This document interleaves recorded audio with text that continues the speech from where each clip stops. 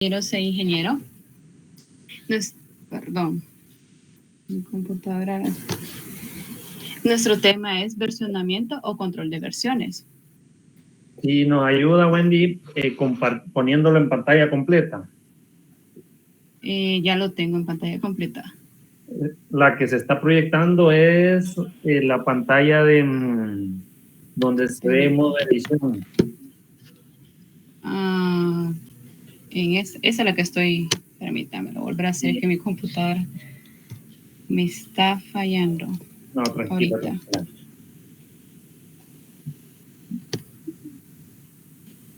¿Ahora? Está cargando y seguimos viendo la de modo edición. Qué raro. A mí sí me aparece que estoy compartiendo esa pantalla. Permítame. Si gusta, salga en la presentación, deje de presentar y vuelva a presentar. Sí, ahorita. Ahorita ya dejé de presentar la pantalla, ¿verdad? Sí. No, pero en la presentación de PowerPoint también deje de presentar y compártanos primero y después activa la presentación. Okay. En este momento no miramos.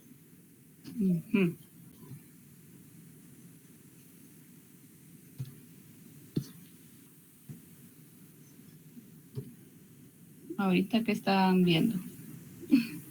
Ahorita está empezando a compartir y se ve la pantalla en modo edición.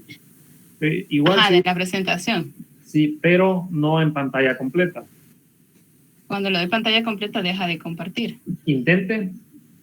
Ahorita. En mi computadora estoy en pantalla completa. Pero tiene dos pantallas, ¿verdad? ¿O solo una tiene? Solo una. Bueno, no, entonces avancemos así. ¿Sabe? Intentemos, en la parte de abajo está a la parte... Del F5. Exacto. Ahorita. Vamos a ver. ¿Ahora? No. Cambia la número 2. Es que creo que en el internet también creo que me está fallando un poco. Cambia a la diapositiva 2, a ver si lo vemos. ¿Ahora? Bueno, trabajemos. Bueno, entonces, lo que voy a hacer es aumentar un poquito más la pantalla para... Compañera, Wendy. Bien, dígame. Ahí a la par donde está el menos de Zoom, hay un iconito. Entonces, a la par del menos, del ajustar, ahí, este. Pero igual no me funciona. No le da, ¿verdad? No. Creo que es mi computadora. Entonces, menos para no trazarlo mejor. Menos 5 puntos por eso, pero igual no hay problema. Es que yo ya probé y sí me funcionaba y no sé por qué ahorita no. Pero bueno, para perder el miedo. Ahora sí. Exacto. No, igual, son cosas que pasan, ¿verdad? Sí, es importante tratar de resolverlo antes, pero igual pues pasa, no hay penalización. Así que adelante, intentémoslo así. Sí, disculpen, yo creo que es mi internet, como estoy compartiendo de una recarga, porque está bien complicada, entonces imagino que por eso. Puede ser, adelante. Bueno, nuestro tema es versionamiento o control de versiones. ¿Qué es el versionamiento de código? Son software que ayudan a realizar un seguimiento de los cambios realizados en el código a lo largo del tiempo. A medida que un desarrollador edita el código, el sistema de control de versiones toma una instantánea de los archivos. Luego, guarda esa instantánea a forma permanente para que se pueda recuperar más adelante si es necesario.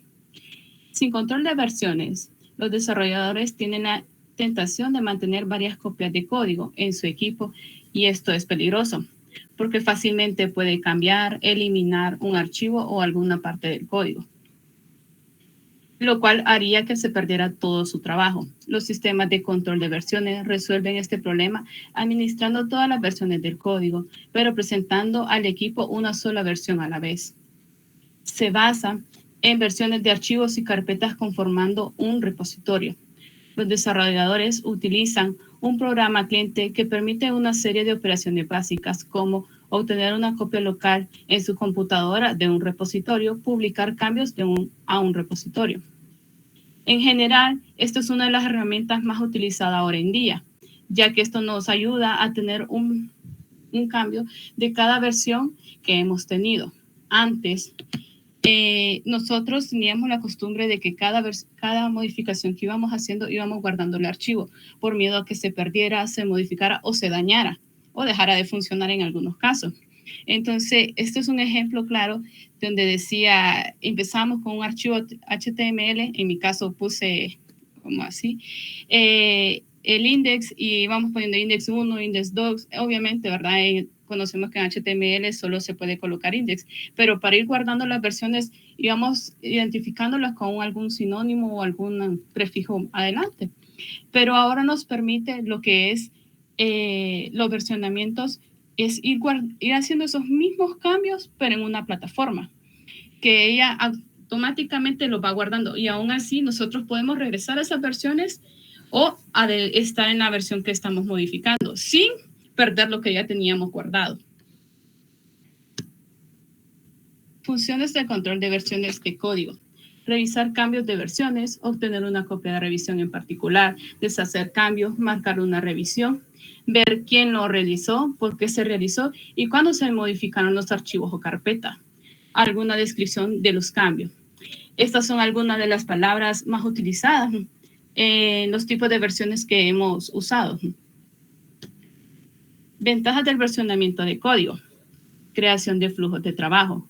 Los flujos de trabajo de control de versiones evitan el caos de todos los usuarios que usan su propio proceso de desarrollar con herramientas diferentes e incompatibles. Esto creo que nos ha pasado mucho cuando hemos trabajado cada quien por su parte y luego decimos, vamos a unirlo todos. Y ahí es cuando no funciona, o en mi computadora sí funcionaba y ahora en la tuya no funciona, ¿verdad? Esto nos evita ese tipo de problema. Los sistemas de control de versiones proporcionan permisos y cumplimientos de procesos para que todos permanezcan en la misma página. Trabajar con versiones.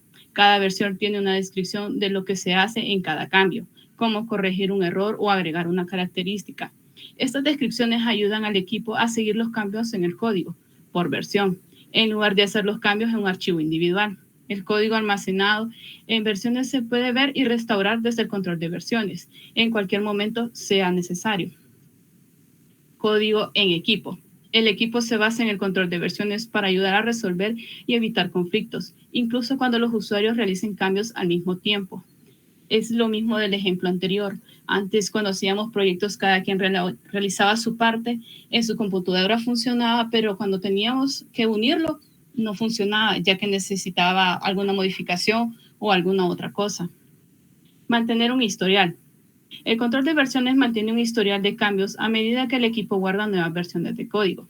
Este historial se puede revisar para averiguar quién, por qué y cuándo se realizaron los cambios. El historial permite que cualquier usuario pueda trabajar desde cualquier versión del código, por ejemplo, para corregir un error o una versión anterior. Tipos de versiones de código. Tenemos dos: sistema centralizado y sistemas distribuidos o descentralizados. Los sistemas centralizados, en estos sistemas existe un único repositorio denominado central o principal. Los desarrolladores obtienen una copia local en sus máquinas. La copia local se le denomina working o copy. El desarrollador trabaja en forma local modificando su copia. Eventualmente puede publicar sus cambios en el servidor a través de la operación commit. Por otro lado, puede actualizar su copia local con cambios que ayudan otros desarrolladores con la operación update. Sistemas distribuidos. En estos sistemas existe un repositorio central. El objetivo principal es hacer más fácil el compartir el trabajo. Esta herramienta nacieron en la comunidad de desarrolladores libres, lo cual nos permitía realizar sus ideas. Esto nos trae flexibilidad, pero también demanda, por otro lado, más cuidado, ya que el código es abierto. Todas las personas pueden acceder a él o verlo, bajarlo y poder modificarlo en eso. Los repositorios no son cosas complejas y difíciles de crear o administrar, sino que solo están en servidores especiales. Todo lo contrario, la idea es que cada desarrollador tenga su propio repositorio de versionados en su computadora. Al terminar los cambios y después hacemos un commit, todo esto dentro de su propia máquina, permitiéndonos así cada usuario no depender de cada desarrollador no depender de otro desarrollador para poder realizar el commit. Estos sistemas proveen múltiples formas que nos permiten hacer e interactuar nuestro repositorio con otros repositorios. Por ejemplo, repositorio en el cumple el rol de centralizar o un repositorio de otros desarrolladores. Los ejemplos para los sistemas distribuidos tenemos lo que es Git, Mercurial y Bazaar. Git es uno de los más usados y creo que todos lo hemos utilizado en un momento de nuestra vida. Ya los centralizados tenemos lo que es SVN y CBS. Son un poco más difíciles de centralizar por lo mismo, porque solamente existe un solo servidor que modifica ese archivo y los demás tienen una copia de ellos. ¿Qué tipo de sistema elegir? La diferencia clave entre sistemas de control de versiones centralizadas y distribuidas gira en torno al hecho de que no hay bloqueo de elementos en un sistema distribuido.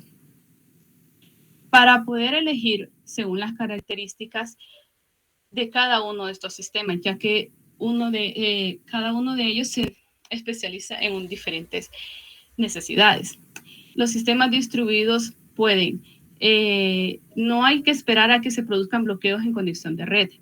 La ramificación y la fusión son mucho más fáciles de lograr en un sistema distribuido, porque están integrados de una forma ya funcional del sistema.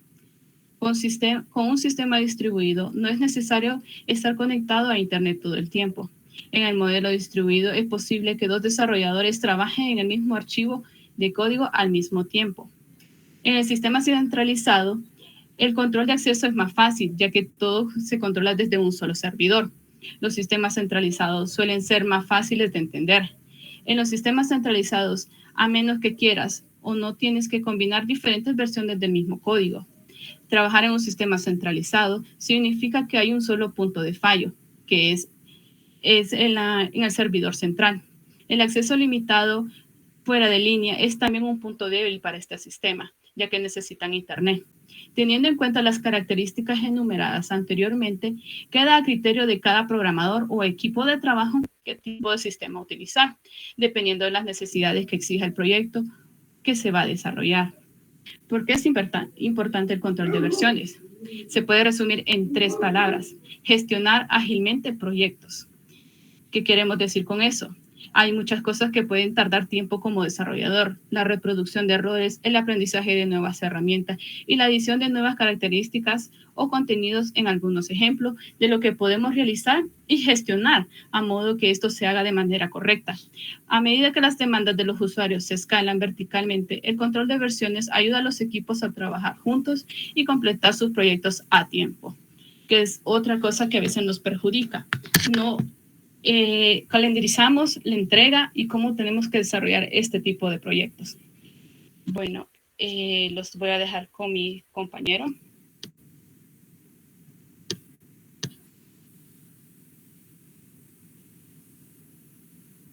Creo que es el video.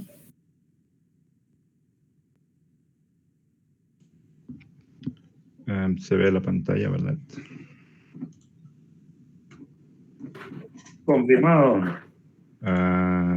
Y aquí sí se ve en pantalla completa, os tengo el mismo problema. Otro -5. Bueno, voy a seguir así porque se nos va a ir el tiempo. Como ya mencionó la compañera anteriormente, hay 2 tipos de sistemas de versionado de código: los distribuidos y los centralizados. Pero como no podemos explicar todos en este poco tiempo que tenemos, entonces nos vamos a centrar en uno de los sistemas distribuidos más populares, que es Git. Para hablar de Git tenemos que saber un poco de la terminología sobre todas estas palabras que están en pantalla. Y vamos a empezar con Git.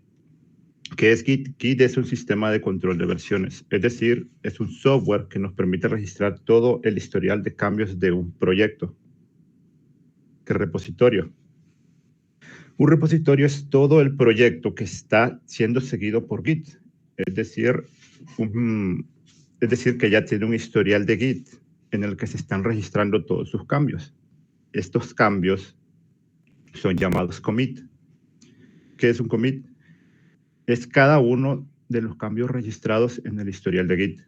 Cada uno de los desarrolladores manda uno de estos commits, un commit de los cambios que ha hecho en el repositorio. Esto no es automático, cada desarrollador lo tiene que hacer manualmente, y en cada commit debe llevar una descripción de por qué se hizo el commit y qué se hizo en el commit, para llevar un control de la documentación. Snapshot es un sinónimo de commit. Cada vez que se hace un commit al repositorio de Git, se está guardando un snapshot de todos los archivos del repositorio en ese momento. Por ejemplo, si yo hago un cambio en un archivo de texto y hago un commit, Git hace un snapshot de este archivo con esos cambios en ese momento, para que después yo pueda acceder a estos cambios sin importar en qué momento lo haga. Incluso aunque ya otras personas hayan hecho más cambios, yo puedo volver a ese momento y revisar esos cambios anteriores. Las ramas, como su nombre lo indica, son ramificaciones, bifurcaciones, nuevos caminos que toma el proyecto, y todo en Git se trabaja en ramas.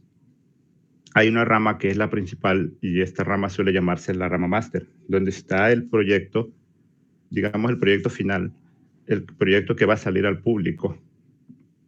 Y para cuando uno quiere realizar un cambio, por ejemplo, agregar una nueva característica, o corregir algo, o modificar una ventana o cosas así, se hace una rama para poder trabajar en un ambiente aislado.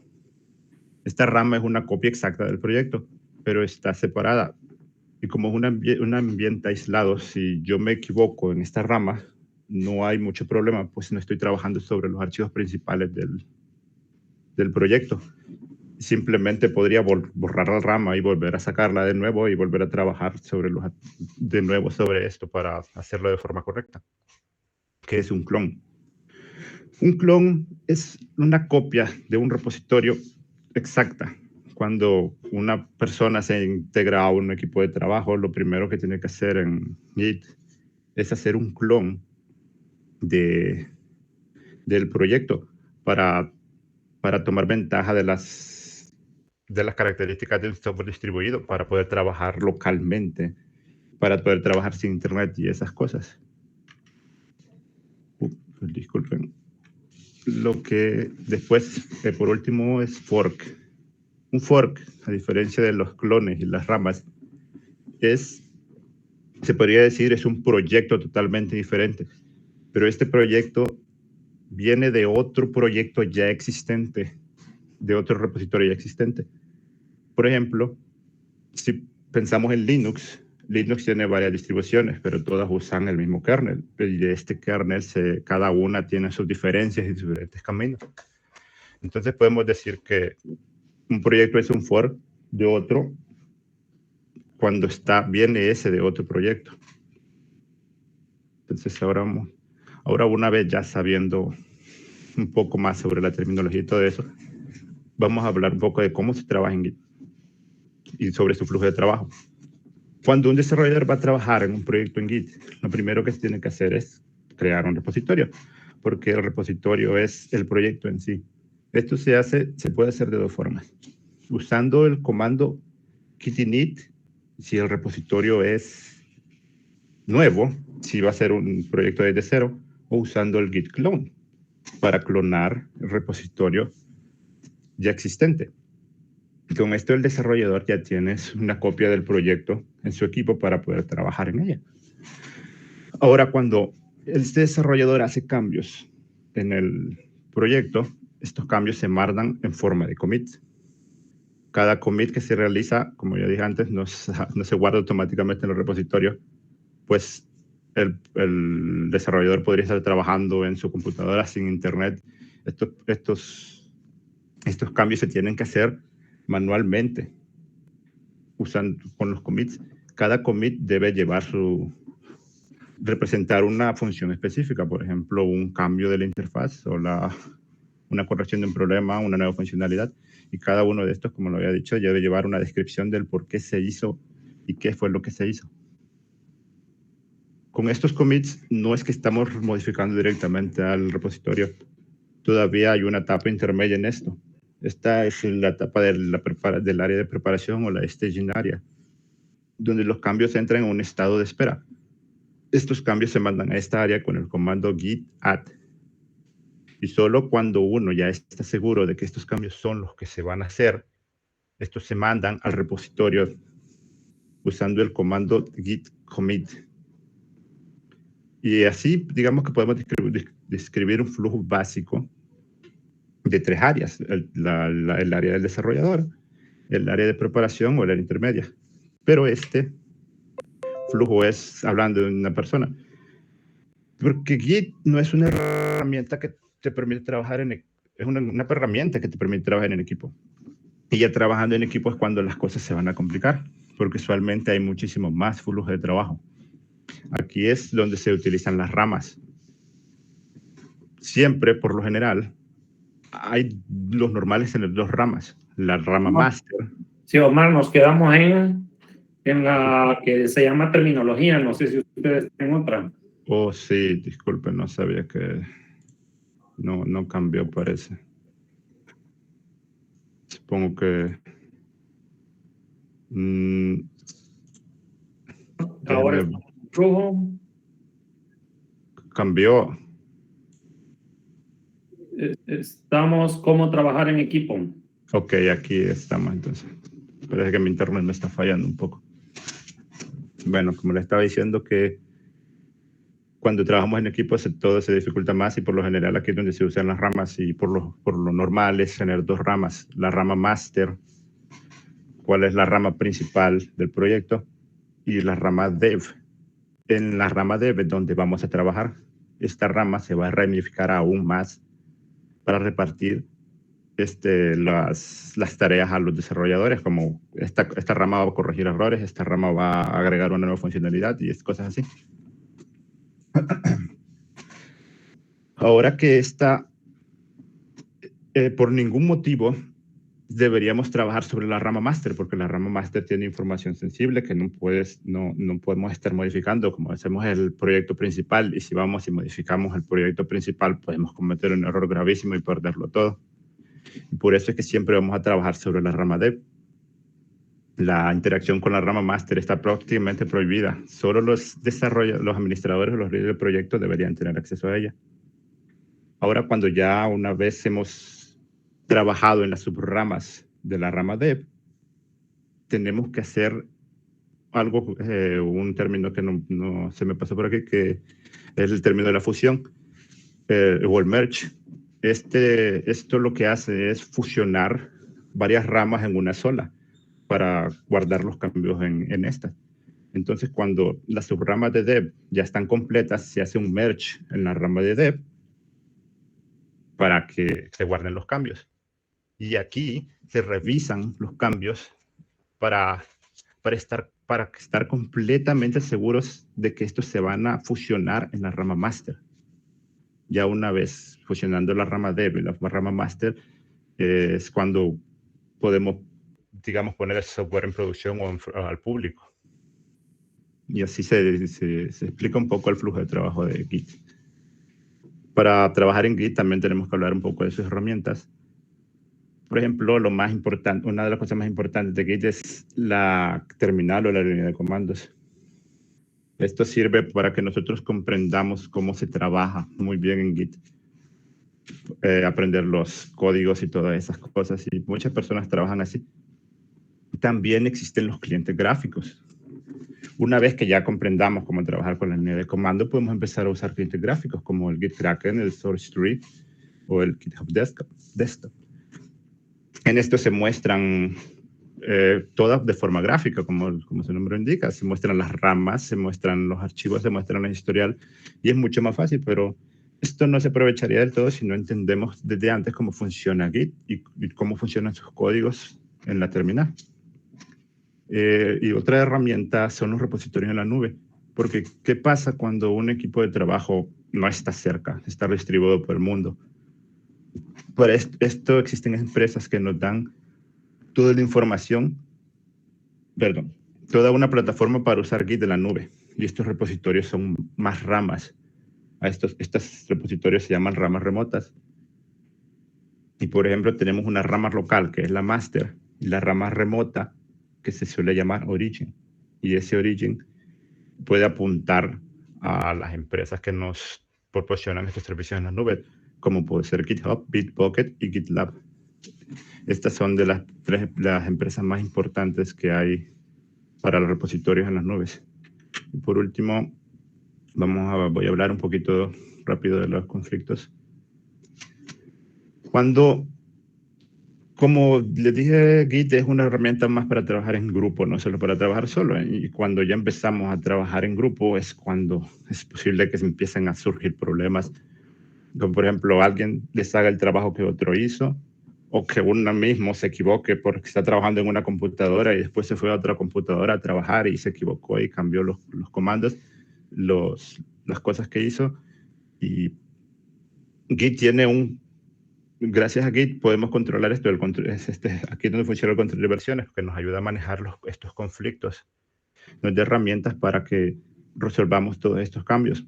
Este es uno de estos ejemplos.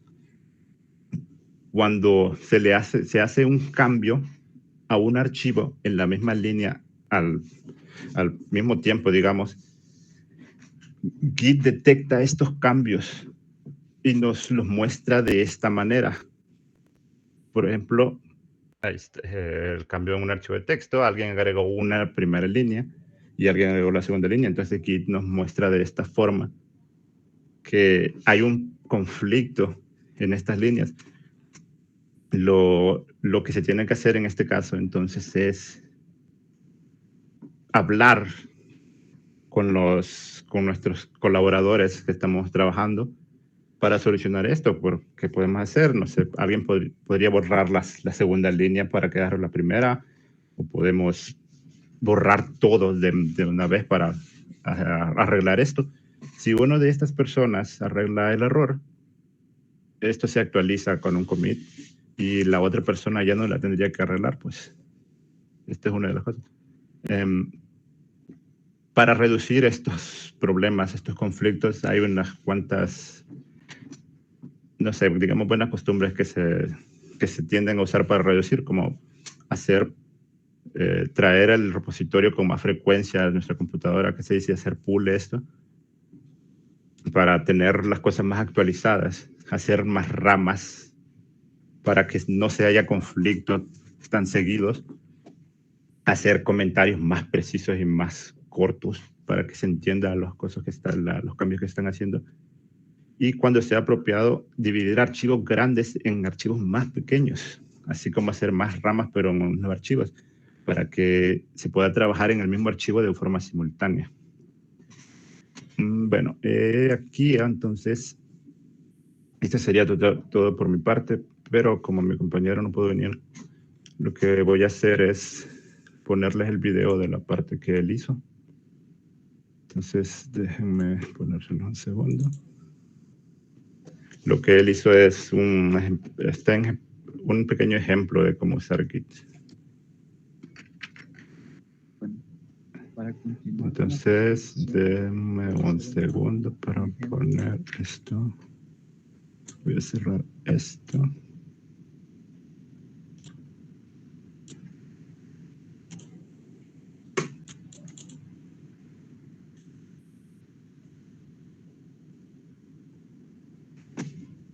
A ver, se ve el video, ¿verdad? Espero que voy a ponerlo para ver si se escucha.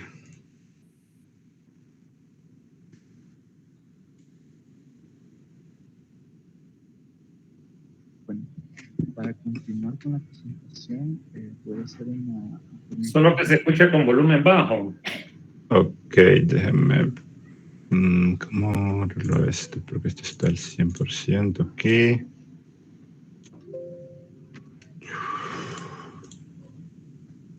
No sé una forma de hacerlo.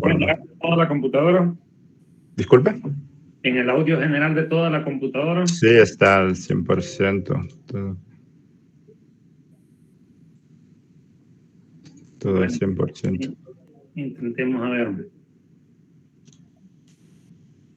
Pero espero que tal vez se escuche un poco.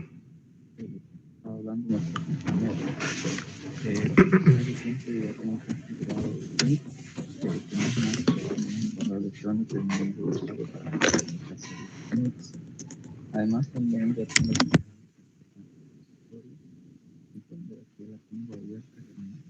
¿El video está en línea o está en otro formato?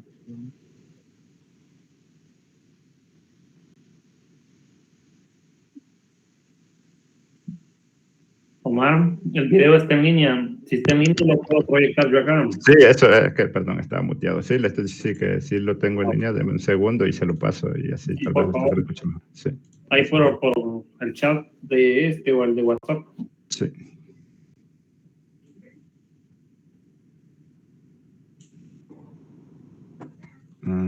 Se lo mando aquí.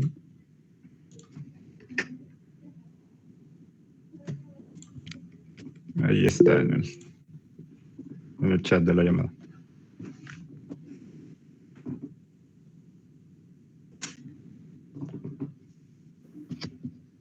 Ahora vamos a probar. Ok. Disculpe que estemos haciendo esto de esta manera, pero es que él tuvo problemas médicos ahorita y por eso no pudo entrar.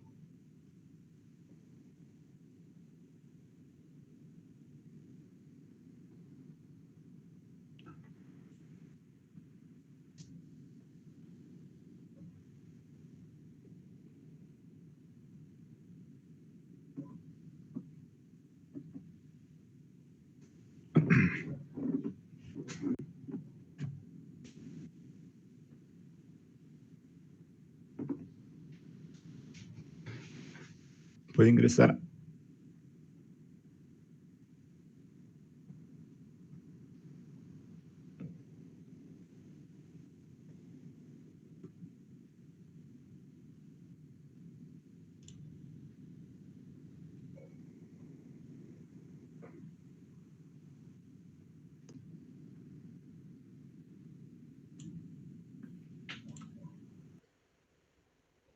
Presentación, voy a hacer un ejemplo práctico de lo que han estado hablando nuestros compañeros.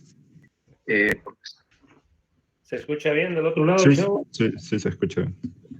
Vaya, pues ahí vamos. Ok, gracias. De tiempo ya tengo configurado Git, que no es más que darle un correo electrónico y un nombre de usuario para que nos permita hacer los commits. Además, también ya tengo creada la carpeta del repositorio. Como pueden ver aquí, ya la tengo abierta con Visual Studio Code. Y lo primero que vamos a hacer es abrir la terminal. Voy a abrir una consola de Git Bash. Y vamos a decirle a nuestro proyecto que vamos a comenzar a utilizar Git para controlar sus versiones con el comando git init. Ahora, nuestro proyecto lo está controlando Git.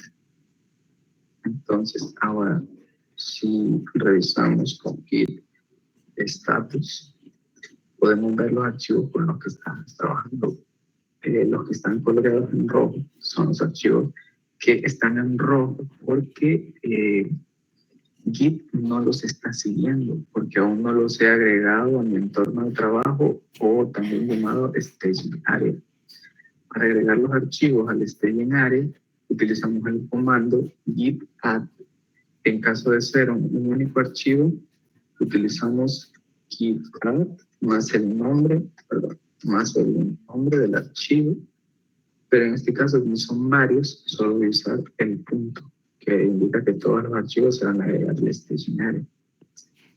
Entonces, ahora, si revisamos con git status, podemos ver que ya están en color verde, significa que ya están en el área de trabajo, disponibles para poder hacer commits. Entonces, ahora voy ya que agregamos estos archivos al staging area, ahora voy a hacer el primer commit. Podríamos decir nuestro primer snapshot, ya que vamos a tomar una especie de foto a nuestro proyecto. Esto vendría siendo nuestro punto de partida o nuestra primera versión del proyecto. Para esto, damos al comando git commit. Esto nos va a abrir una nueva pestaña en el editor de código por defecto de Git que seleccionamos al hacer la instalación de Git en nuestro PC. En este caso yo elegí el Visual Studio Code. Entonces aquí en la primera línea nosotros tenemos que agregar el comentario de a qué se refiere el cambio que estamos haciendo. En este caso simplemente agregando archivos nuevos. Ahora lo guardo y lo cierro. Al cerrarlo, Git nos da la información de los cambios que se realizaron. Entonces se agregaron 3 archivos y ahora podemos revisar esos cambios, ese commit, perdón, con el comando git log. En esta parte podemos ver que para ese commit que acabamos de hacer se nos dio un identificador, que es este que está en amarillo. Ese identificador que nos va a permitir diferenciar cada commit o cada snapshot o cada versión de código de nuestro proyecto. También nos da la información de quién y cuándo se realizó el commit, además del comentario que agregamos. Bueno, entonces hasta ahora este sería el punto de partida de nuestro proyecto. Podríamos decir así como que es nuestra primera versión. Ahora vamos a agregar un par de commits más para poder continuar con el ejemplo. Entonces, le voy a hacer unos cambios a los archivos. Por ejemplo, voy a agregarle aquí el cuerpo de la página HTML. Aquí voy a agregar una clase cualquiera. Clase. Y pues vamos a ponerle aquí. Sí, solo para escribir algo. Y acá podríamos poner un console log que imprima un hola mundo. Ahora que ya tengo estos cambios, si revisamos con git status, vemos que aún, siguen en rojo los archivos en este caso porque no se han agregado al staging area o al área de trabajo para poder hacer commits. Entonces vamos a usar el comando git add punto para que los agregue todos a la vez. Y con git status de nuevo, vemos que ya están agregados y nos dice que han sido modificados. Entonces, ahora podemos hacer un commit nuevamente. Y se nos abrirá de nuevo la pestaña en el editor para poder agregar el comentario, que sería, por ejemplo, primeras secciones de código.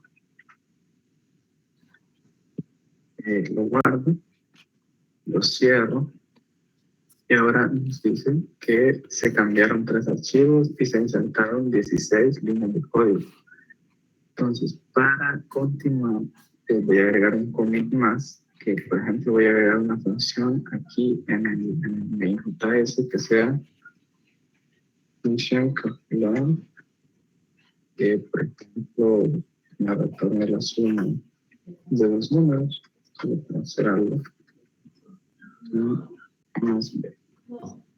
Sí, ahora como le acabo de hacer un cambio únicamente al archivo main.js, entonces lo voy a agregar solamente a él con el git add, comando git add,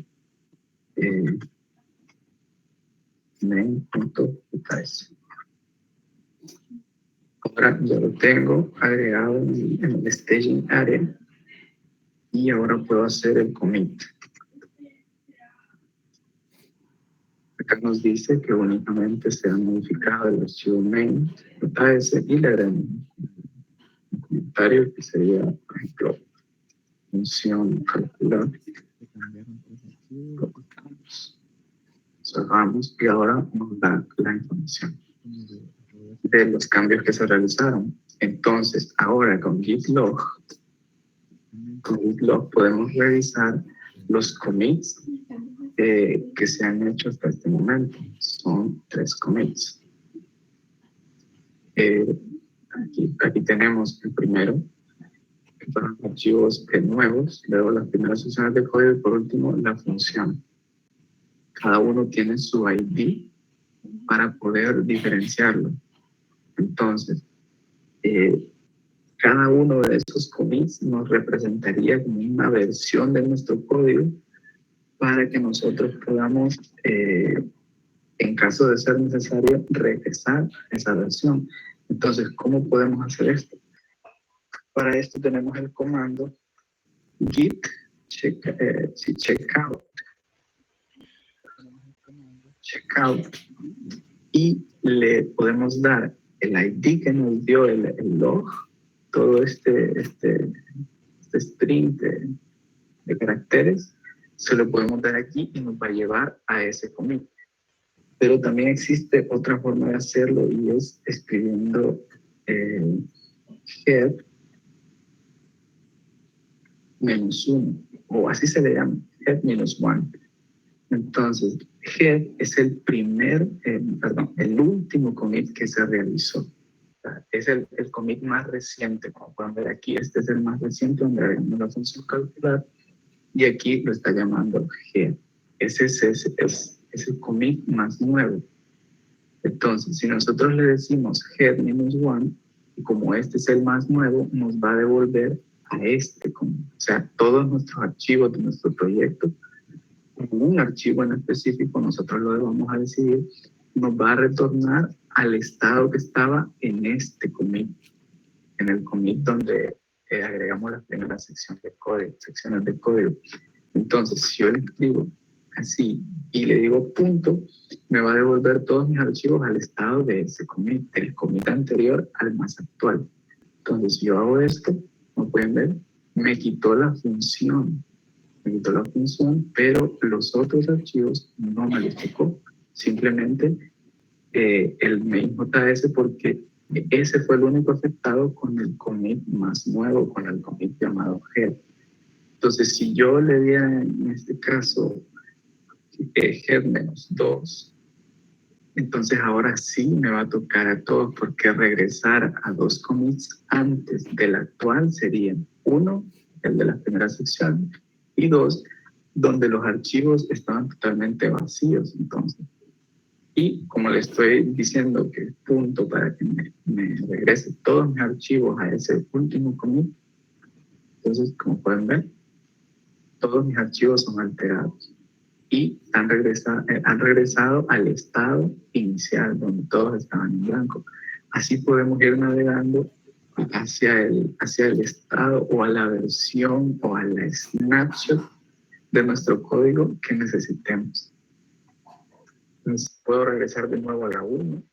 Como pueden ver, me regresó el código de los 3 archivos, excepto la función, porque la función no estaba en el head -1, está en el head como tal. Entonces, para regresar la función, yo tendría que darle al comando head únicamente. Y aquí le digo, diciéndole con el punto que me lleve todos mis archivos a esa versión de mi código, funciona.